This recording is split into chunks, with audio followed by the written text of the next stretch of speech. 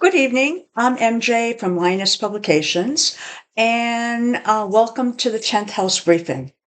In this video session, we try to just cover things that we talked about this week, just so you have a good idea of sort of what the pressure points were this week with activities happening in the United States or around the world. Now, of course, I don't get to all the points, but I try and cover the ones that I think might be important. So let's take a look at first one, and that is Javier Milei, and he is the leader of Argentina. And what happened here is that Trump has put together 20 billion 20 billion loan for the country. The country is in difficulty. It is having financial issues. And if the country, that condition worsens, it could actually affect more of South America and even possibly North America. So this is something that Trump has decided that he needs to help out on.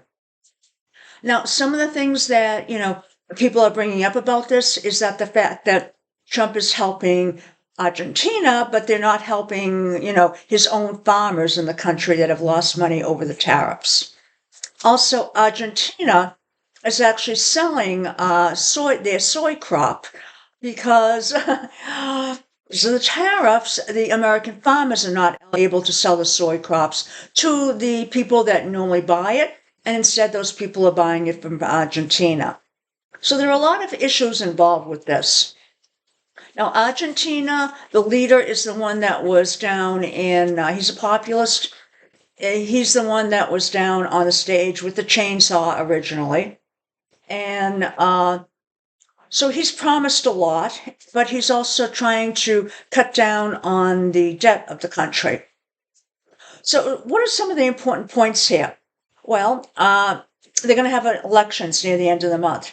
And it doesn't look like the elections are going to go very well for him. So he may lose some power because of that. And that means he's going to have to start reviewing his past decisions and look at where look at how he has to shore up his policies to move ahead. And that's roughly around 11/6 that that's going to be happening. So we'll look for the elections at the end of the month and then see what else he's going to plan on changing around 11/6. We also have around 11/15, about 2 weeks later, that there's going to be some destabilization occurring. He could have unpredictable behavior, but in effect, voices that are going to start to revolt against the trajectory of the country. So that's something to watch. Now, is he in a power position or not? No power position for this guy. His country may or may not come out of this. I only went to the end of this year. And we'll probably check back again next year. So he's struggling. He was elected with, a good portion of the vote, but he's struggling now. So that's it for him. Now, next one we have is Maria Machado, and she is the Venezuela opposition leader. Now, with her, we just did the natal chart because I thought that was really interesting. We didn't really do too much anything going forward because there really isn't much going forward, which sort of tells you where she is right now. So, number one, is she in power? No, she doesn't have power. Maybe at some point that will change, but currently she has no power. Now, I do want to note that one of the things that was showing up is that, there were angles that were showing possibly the Nobel Peace Prize, but also something significant in that she's able to voice the pain of her people. So that's something significant in her leadership ability. I did also note that while she has leadership ability, she's got that warrior that's going to fight. She may not be able to implement her policies very well. I also want to note that she got the Nobel Peace Prize, and she did something that some people have called into question, I have called into question too, is that she actually dedicated the prize to the people of Venezuela and to President Trump.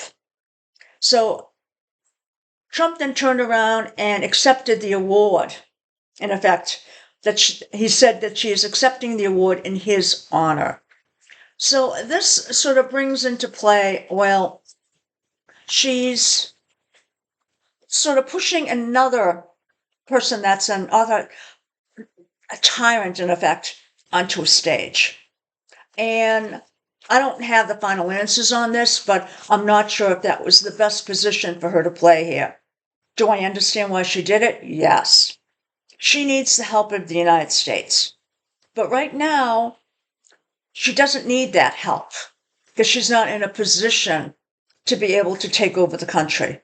Because Maduro is still firmly in there. In fact, Trump is sort of, sending his forces to shoot up fishermen's boats,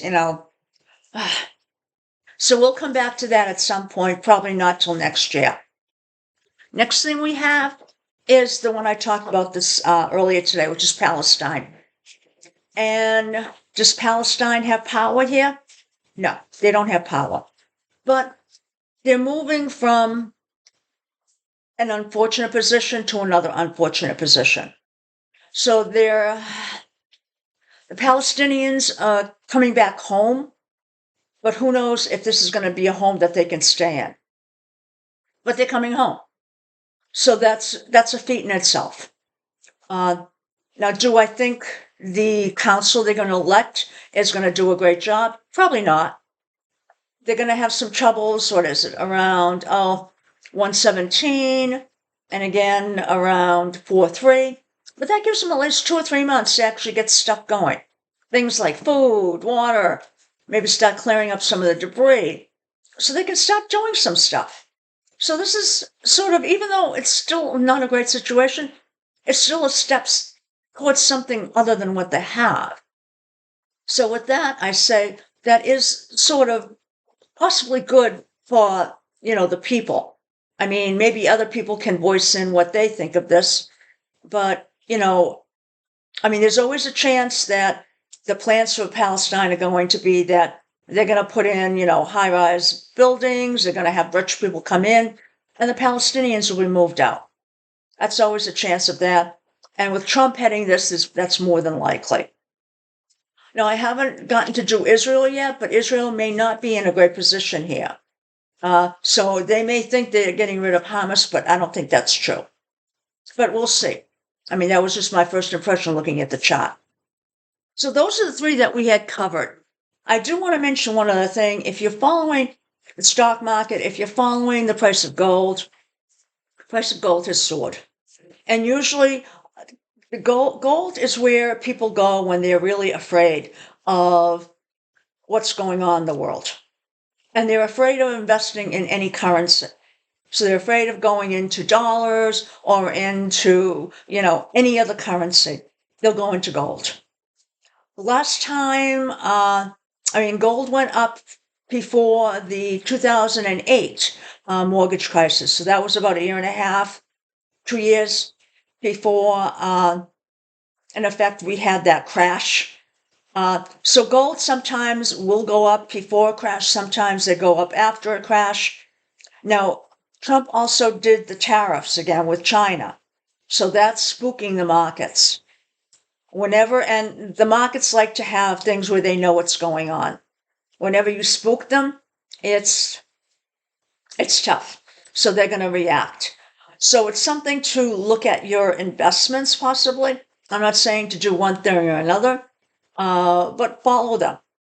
The dollar has been devaluated a lot, and stock market has gone up. But when the dollar gets devaluated, in effect, the things that are worth something will go up because the dollar value they were based on has come down, so they have to go up in an inverse, in a sort of different type of relationship to that. So it's one thing to watch. Other than that, I hope you have a good evening. And as a note, I still will be doing some things on Trump, maybe not the daily, maybe every other day, maybe every third day, maybe a weekly, but there's a lot going on with him. I am going to do the monthly on him because I do want to have things for next month, because I think that's important to note. And you have about a month readout on that. but I might in the interim do just some of the basics and hit some of the days that seem to be especially bad, or especially full, or especially different. And other than that, have a great evening, and thank you for watching. Bye now.